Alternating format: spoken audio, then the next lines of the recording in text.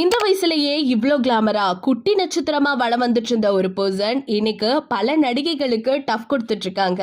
அதை பத்தி இந்த வீடியோல நம்ம இப்போ முழுமையா பார்க்கலாம்.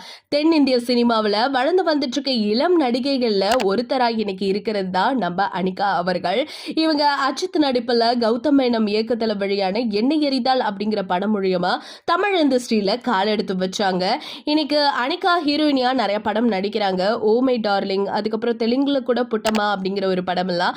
பட் பெரிய அளவில் வரவேற்பு ரசிகர்களுக்கு மத்தியில் இருந்துச்சா அப்படின்னு கேட்டால் கண்டிப்பாக இல்லை. இப்போ ரீசெண்டாக சமூக வலைத்தளங்களில் ரொம்பவே ஆக்டிவாக இருந்துட்டு இருக்காங்க அனிகா.